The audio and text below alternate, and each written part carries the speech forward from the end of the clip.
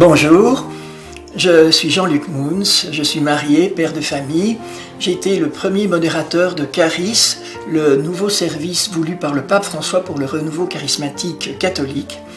Si je suis là avec vous aujourd'hui, c'est parce que, en cette année 2023, nous entrons dans une année thérésienne, en tout cas en Belgique.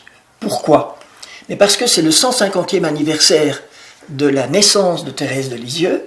C'est le 165e anniversaire du mariage de ses parents, Louis et Zélie Martin, qui sont aussi des saints, et c'est pas tous les jours qu'on a une famille de saints avec papa, maman et les enfants.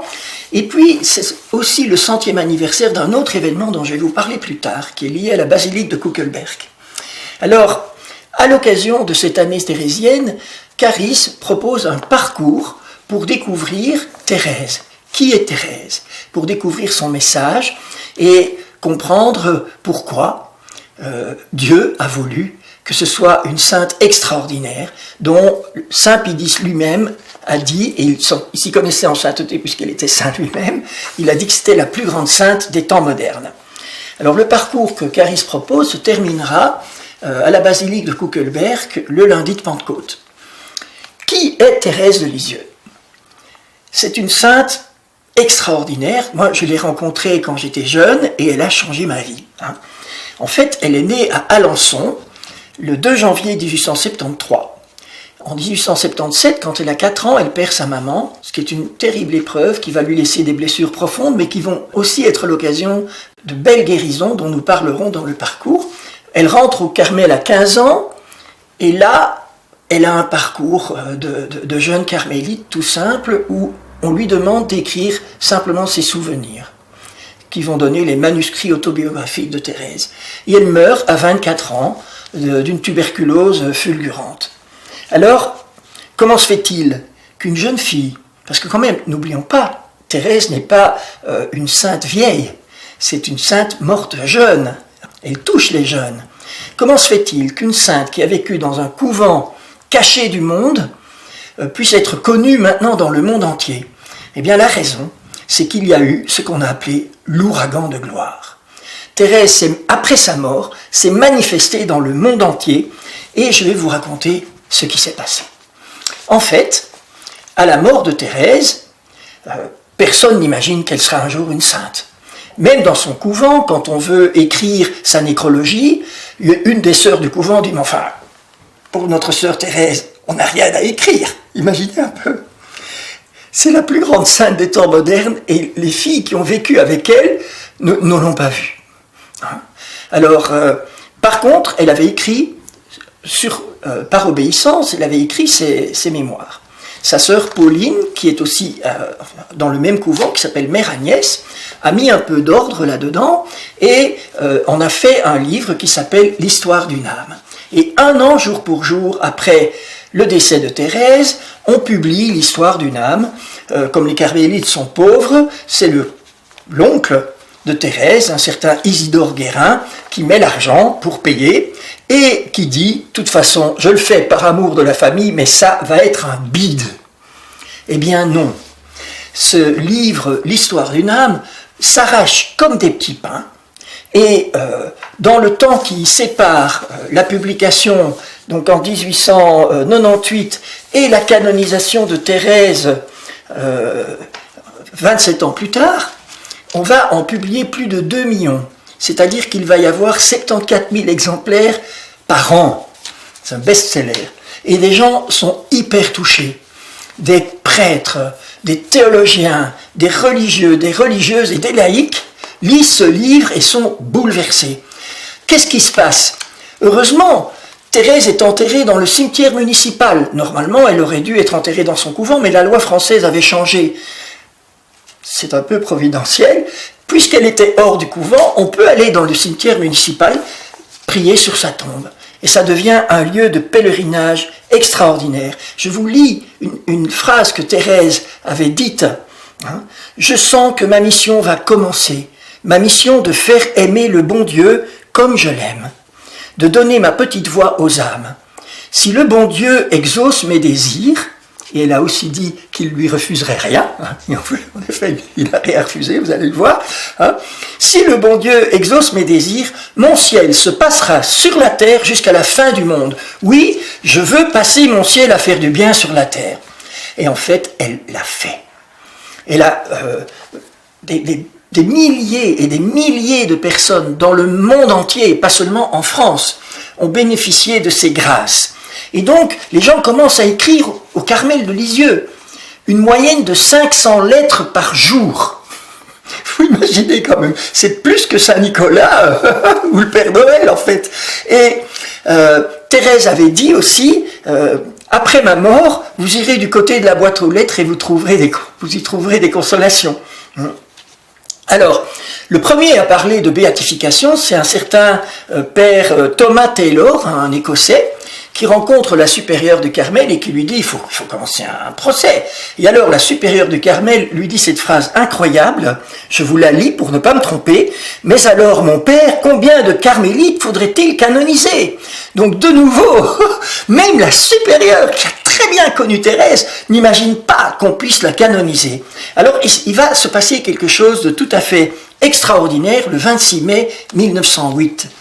Sur la tombe de Thérèse, une petite fille de 4 ans, Reine Fauquet, aveugle de naissance, est guérie d'un coup. Ça fait un énorme Big Bang dans la ville de Lisieux et puis dans la France entière. Les gens sont bouleversés, la petite enfant voit. L'évêque est obligé de commencer le procès. Et alors, va se passer en Italie, dans le sud de l'Italie, dans la ville de Gallipoli, c'est en 1910, un autre miracle qui a une valeur symbolique extrêmement importante. Donc on est dans le Carmel de Gallipoli. Ce Carmel crève sous les dettes. En fait, ils doivent payer 300 lires, ce qui à l'époque est très cher. Et la supérieure du Carmel, mais la sœur Maria Carmela, prie Sainte Thérèse. Au milieu de la nuit, il y a une religieuse qui arrive dans sa chambre et qui lui dit, voilà, venez avec moi, j'ai déposé 500 lires dans le coffret qui se trouve là en bas de l'escalier. La sœur le suit, et puis elle lui dit, mais vous êtes la Vierge Marie? Non, non, non, non, dit la religieuse, je suis la servante de Dieu, Thérèse de Lisieux. Et puis donc, elle voit tout ça, et à ce moment-là, la supérieure, Maria Carmela, dit, mais je vais vous reconduire. Et alors, je veux vous dire ce que dit exactement Thérèse, parce que c'est très important. En italien, parce qu'une fois qu'on est au ciel, on parle toutes les langues. Elle lui dit, non, non, figlia mia, la mia via è sicura nello sbagliata. Non, non, ma fille, ma voix est sûre, je ne suis pas trompée.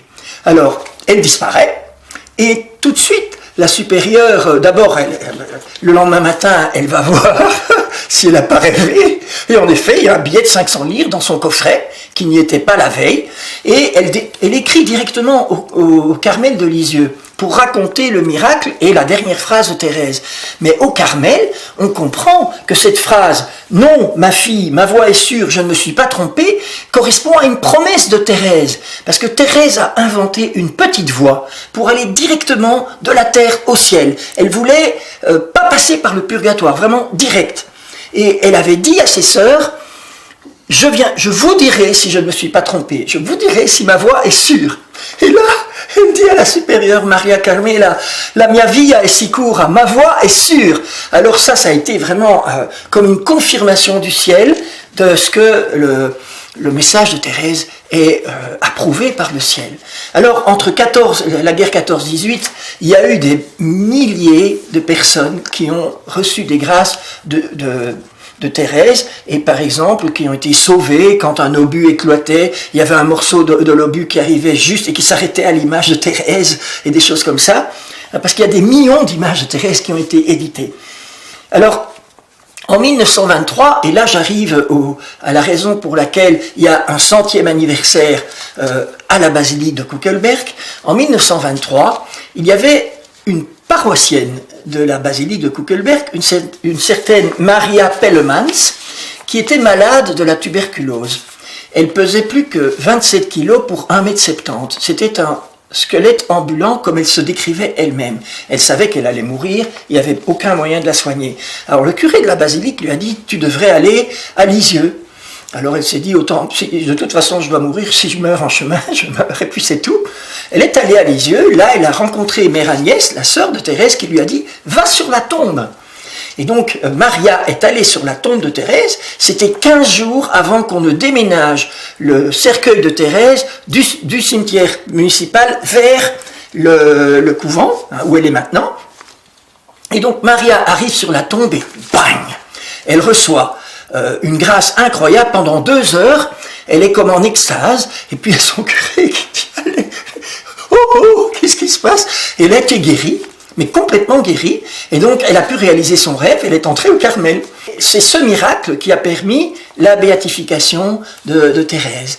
Alors, le 26 mars 1923, donc tout juste après ce miracle, on transporte le corps de Thérèse du cimetière au couvent. Et il y a eu 3 miracles, simplement pendant le transport. Un grand blessé de guerre de la guerre 14-18, qui avait perdu l'usage de ses jambes, s'est mis à gambader. Une aveugle a vu, et une femme qui avait perdu l'usage de son estomac a pu de nouveau digérer. Alors vous voyez, c'est quelque chose d'incroyable. Et il y a eu des miracles dans le monde entier. Hein. C'est pour ça que Thérèse avait dit avant de mourir, tout le monde m'aimera. Et maintenant, on l'aime vraiment dans le monde entier, y compris les musulmans. Il faut savoir qu'au Caire, il y a une basilique qui s'appelle la basilique de Choubra, qui a été construite essentiellement avec l'argent des musulmans, reconnaissant pour les miracles que Thérèse a fait pour eux. Et je pourrais vous en raconter, mais je n'ai pas le temps, parce que je voudrais vous raconter spécialement deux signes qui m'ont beaucoup touché, et vous allez comprendre pourquoi. Le miracle dont je vais vous parler c'est passé en 1987. C'est pour vous dire, je vous conseille de prier Thérèse dès maintenant. N'attendez pas le parcours de Caris, priez dès maintenant parce qu'elle est extraordinaire. Et donc, en 1987, un certain monsieur Lopez de Buenos Aires, en Argentine, avait un problème cardiaque et donc il allait partir à la retraite et il avait besoin d'un document de sa banque. Il va au guichet de la banque, il demande le document, et on dit, on va le chercher, et on ne le trouve pas. Et c'est vraiment très important pour lui. Alors il prie Sainte Thérèse. Thérèse, je t'en prie, aide-nous à retrouver ce document. Un peu plus tard, il retourne à la banque, et là, l'homme au guichet lui dit, mais vous avez envoyé une religieuse, et elle nous a dit où était le document. Et on l'a retrouvé, le voilà. Alors, le monsieur Lopez, il dit, non, j'ai envoyé personne. Mais si, c'était une religieuse. Alors, brusquement, il se souvient, mais j'ai prié Sainte Thérèse. Alors, il sort de sa poche une image de Sainte Thérèse et il dit, est-ce que c'est elle? Oui, c'est elle. Et elle m'a envoyé chercher le document et puis je suis parti le chercher à l'endroit où elle avait dit, il était exactement là. Quand je suis revenu, elle était partie. Hein? Alors ça, c'est une histoire parmi d'autres, mais elle a eu un rebondissement que j'aime beaucoup, parce que j'aime beaucoup mes amis africains.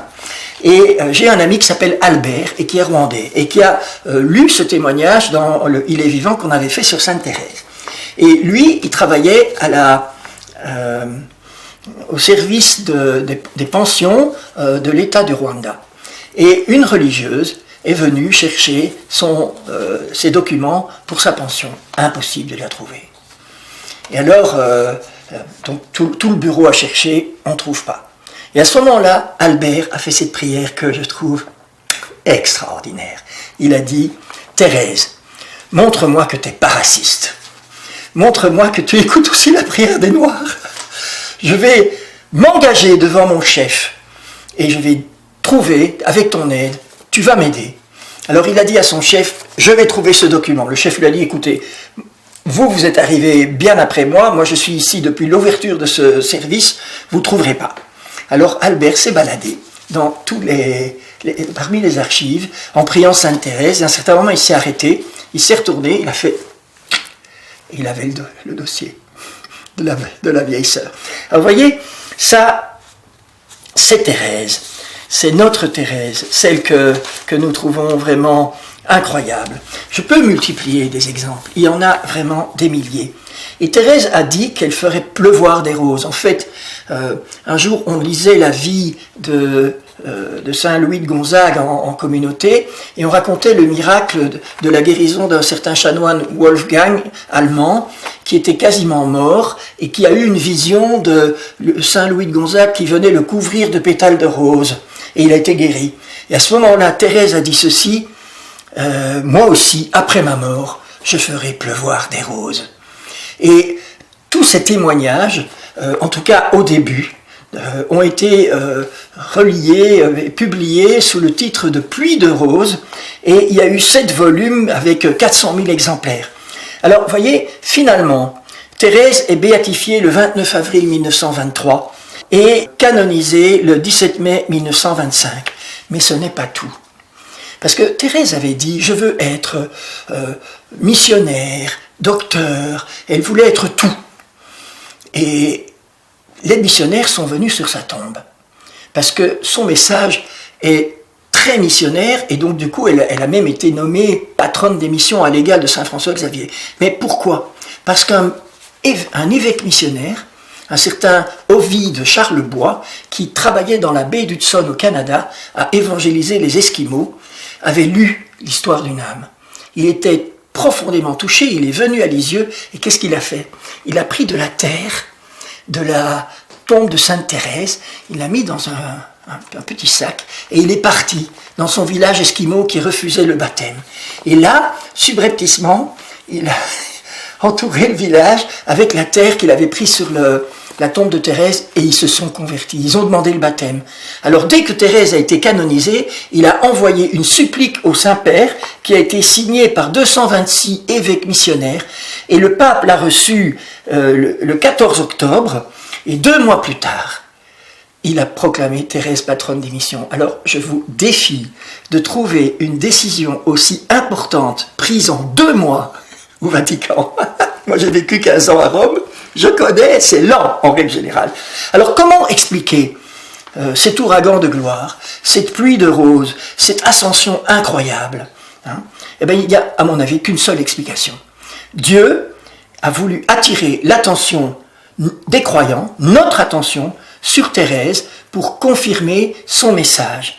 Le message de Thérèse, c'est une bombe atomique spirituelle. Hein. Sa petite voix a été confirmée à Gallipoli. Ses intuitions missionnaires ont été confirmées grâce au travail de Monseigneur Charlebois. Hein. Elle a aussi fait des découvertes sur la charité. Elle a révolutionné la vie spirituelle de millions de personnes. Et elle a été proclamée finalement par Jean-Paul II, docteur de l'Église. Alors, à travers cet extraordinaire ouragan de gloire, Dieu veut nous la montrer comme modèle. Vous savez que quand quelqu'un est canonisé, ça ne change rien pour lui. Il est déjà au ciel, il est au ciel, ça ne change rien. Ça change pour nous. Parce que, en canonisant Thérèse, l'Église a voulu nous dire, son message est vrai. Son message est bon. Vous pouvez le suivre. Alors, ce que nous vous invitons à faire avec le parcours que Caris va vous proposer, qui est un parcours en 7 soirées, chaque soirée avec une vidéo présentant un aspect du message de Thérèse avec un intervenant qui connaît bien la petite Thérèse. On l'appelle la petite Thérèse parce que tout était petit chez elle. Petite voix, petite Thérèse. Et courte, la petite voix, c'est pour aller rapidement de la terre au ciel. Hein. Et on vous propose de faire ce parcours qu'on a appelé « Croire à l'amour ». Parce que avec Thérèse, on peut croire à cet amour et découvrir la vie et le message qu'elle nous laisse.